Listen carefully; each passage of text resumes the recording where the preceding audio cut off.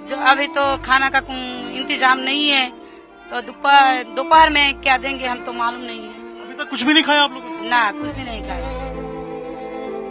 जो हमारा तो हमको तो एक मन है, हमका दिल है, दिल में तो खाबर हम जब खाएंगे तो जान नहीं रही, कैसे रहेंगे, कैसे खाएंगे, कैसे पिएंगे, कैसे सोएंगे। छोटे छोटे बच्चे हैं, बच्चे को लेकर कैसे सोएंगे हम तो भय में आतंक हो गए।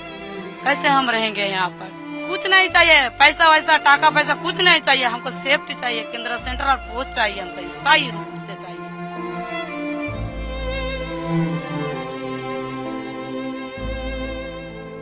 पश्चिम बंगाल के मुर्शिदाबाद में 11 और 12 तारीख को हिंसा हुई थी।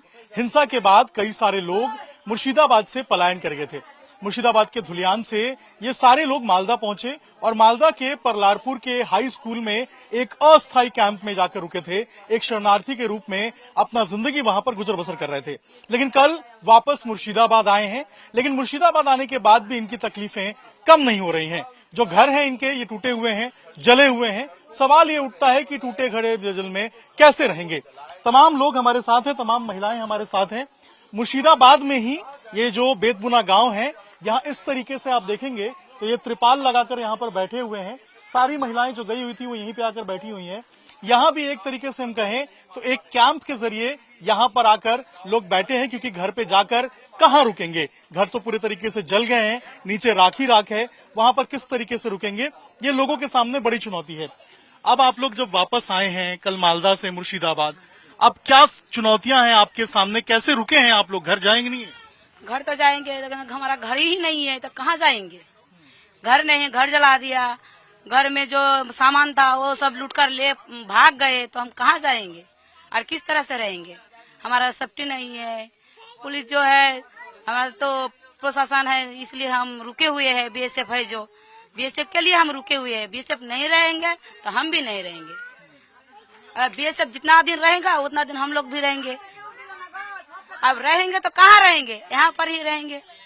तो यहाँ क्या आप लोग सारे लोग इधर ही रुक रहे हैं, इसी जगह पे? हाँ, इसी जगह पर हम रुके हुए हैं। तो रात में सोए कहाँ थे आप लोग? रात में सोए थे, किसी का घर जो अच्छा है उसी के घर में सोए रहे थे। बच्चा है छोटा छोटा, उसको लेकर छत पर सो रहे थे हम। क्या करेंगे? हमारा घर नहीं है, घर जला दिया, सामान पाती जो है सब तो भांग चूर कर लूटपाट कर ले चले गए। तो हम कहाँ जाएंगे, कहाँ रुकेंगे? जो किसी को घर है उसको घर में जाकर हम सोए हुए थे। अभी आपके घर की क्या स्थिति है? पूरे तरीके से हमारा घर तो है, लेकिन घर जला नहीं है, लेकिन जो है सामान पाती सब भांग चूर कर, सब जो था माल लूट पाट कर ले भाग गए। घर में बिजली का पंखा था, मीटर था, घर जो था जो सामान पाती था सब लूट पर लेकर भाग गए। यहाँ आप लोग रुके हैं तो यहाँ पे खाना पीना कैसे कर रहे हैं आप लोग? यहाँ पर खाना पीना हम तो कल आए थे रात में आए थे, हम रात को खिचड़ी खाए थे।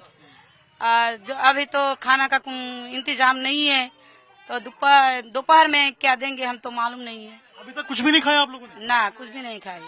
अभी ऐसे ही बैठे बच्चे वगैरह सब? तो वहाँ पर खाना दिए थे, मुड़ी, वो हम खाए है, मुड़ी खाकर है यहाँ पर, मुड़ी या जल खाकर है। इसके अलावा कुछ नहीं खाया? नहीं, क्या खाएंगे? वहाँ तो कुछ भी खाने के लिए जो है गैस है, लकड़ी है, तो लकड़ी से और रान्ना करेंगे तो कुछ रहेंगे तो रान्ना करेंगे, कैसे रान्ना करेंगे और कैसे खाएंगे?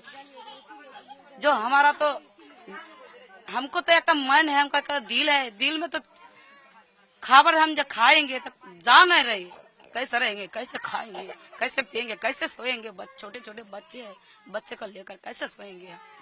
हम तो भय में आतंक हो गए। कैसे हम रहेंगे यहाँ पर? हम लोगों को सेफ्टी चाहिए। हम लोग को केंद्र सरकार से हमारा प्रणाम है, हमको उसका जोर हाथ कर विनती करते हैं। जो हमारा जो ये मीडिया से आपको तो देख रहे हैं, हमारा परिस्थिति देख रहे हैं, उसका प्रणाम करते हैं। जो हमको कुछ नहीं चाहिए, पैसा वैसा टाका पैसा कुछ नहीं चाहिए, हमको सेफ्टी चाहिए, केंद्र सेंट्रल पोस्ट चाहिए, हमको स्थायी रूप से चाहिए।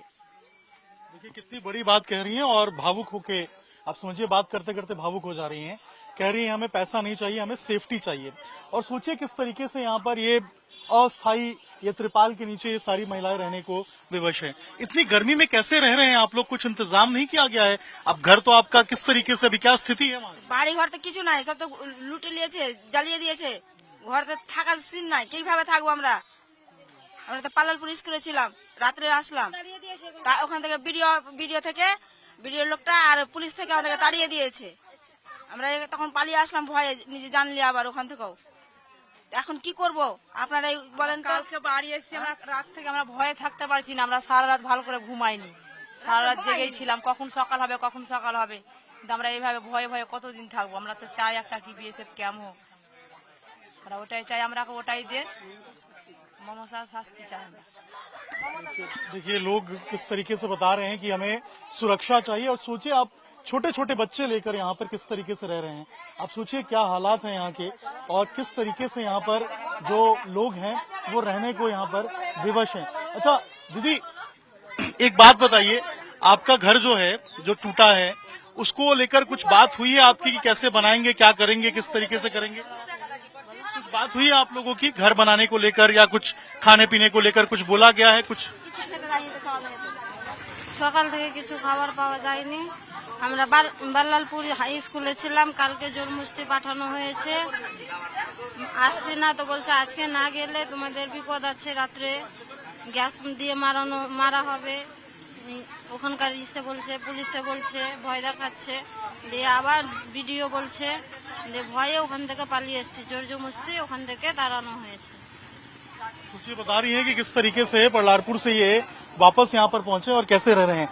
यहाँ कुछ और महिलाएं हैं। अच्छा खाना पीना कुछ हुआ? आप लोग छोटे छोटे बच्चे को लेकर यहाँ पे रह रहे हैं, कैसे रहेंगे आप लोग? कुछ सोचा है आप लोगों ने? কি সোচবো, যেটা আছে ওটাই করতে হবে। কি করবো, আমার জন্মস্তি বলছে যদি না বেরাও স্কুল থেকে তাহলে মারাধরা করতে হবে। মারাধরা করে বলে ছেলেপুলাকে, সে বলছে কি করব, আমাদেরকে সই করতেও দেয় না, ওরা নিয়ে নিয়ে সই করে আমাদেরকে বিডিও স্যার আর বিডিওর অফিসে এই গালা পুলিশগুলো সব তেড়ে দিয়েছে। বলছে কি যাবো না, আমাদেরকে 3 দিন রাখেন, না থাকতে হবে না। বলছি যদি না যাও তাহলে এগুলো বাচ্চা গুলোকে গঙ্গা নদীতে ভাসিয়ে দিব। ऐसा बोला है? হ্যাঁ সে বলছে কি ভাসিয়ে দিব যদি না যেত। আমার একটা 5 বছরের মেয়ে আছে, কোথায় থাকবো? এখানে তো কাল রাত থেকে কিছুই খাইনি, কি খাবে? টুকু বাচ্চা নিয়ে কিছু তো নাই, বাড়ির সংসারে কিছু নাই, আগুন ধরিয়ে কি খারাপ করে দিয়েছে। এখন আমাদের কি করব? আমাদের ক্যাম্প চাই, খালি ক্যাম্প চাই, আমরা জীবনকার জন্য ক্যাম্প চাই, সারা জীবনকার জন্য ক্যাম্প চাই আমাদেরকে। আমাদের কপালে কি আছে না আছে নিশ্চিত কিছু জানি না, কিন্তু আমার বাচ্চা গেল তো পেবে নাই পাবে, আমরা এটাই চাই, हमें कुछ चाहिए ना।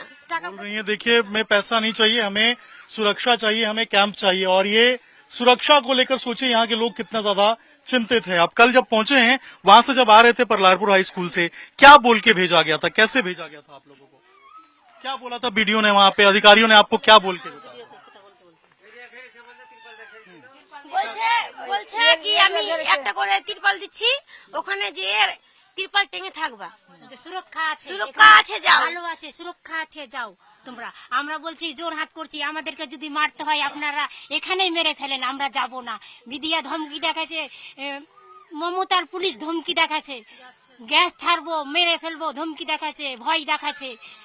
চাপ ছিলাম না, নৌকাতে জোর করে চাপিয়েছে, তাও বলছি কি আমাদেরকে যদি মারতে হয় নদীর ধারে ভাসিয়ে দেন, আমরা বাড়ি যাব না। আমাদেরকে যদি প্রাণ দিতে হয় এখানেই প্রাণ দিব, বাড়িতে যে যাবো কোথায়, থাকবো কোথায়, সেফটি কোথায় পাবো?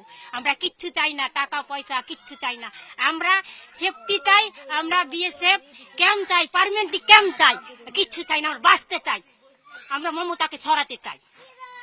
ये लोग कितने गुस्से में हैं और कह रहे हैं कि हमें कुछ भी नहीं चाहिए, हमें सिर्फ और सिर्फ बीएसएफ कैंप चाहिए, परमानेंट कैंप चाहिए, सुरक्षा चाहिए। अब कल जो ये लोग लौटे हैं, आप सोचिए किस तरीके से यहाँ पर ये एक त्रिपाल लगा हुआ है, ये एक अस्थायी कैंप एक तरीके से हम कहें तो यहाँ पर बना हुआ है। और नीचे देखिए जो महिलाएं हैं वो आपको यहाँ पर बैठी हुई नजर आएंगी। और इसी हालत में एक छोटे छोटे बच्चों को लेकर देखिए किस तरीके से लोग बैठे हुए हैं। खाने को भी लेकर जो है ये बता रहे हैं कि भोजन जो है वो भी यहाँ पे अच्छे से नहीं मिल पा रहा है। आप सोचिए किस तरीके से बच्चे रहेंगे, किस तरीके से महिलाएं रहेंगी।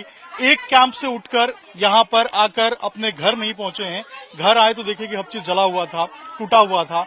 कहाँ रहेंगे, कैसे रहेंगे, बड़ा सवाल है। और सरकार को और प्रशासन को इस बात के ऊपर गंभीर रूप से सोचना चाहिए।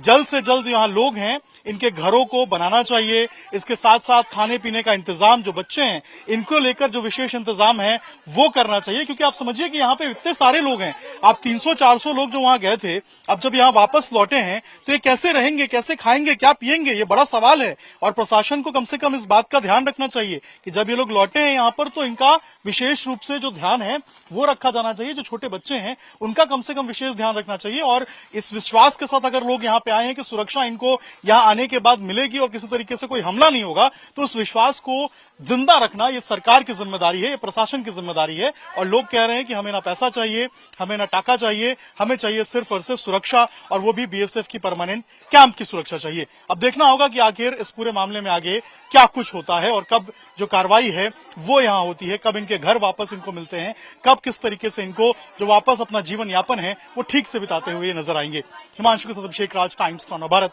मुर्शिदाबाद।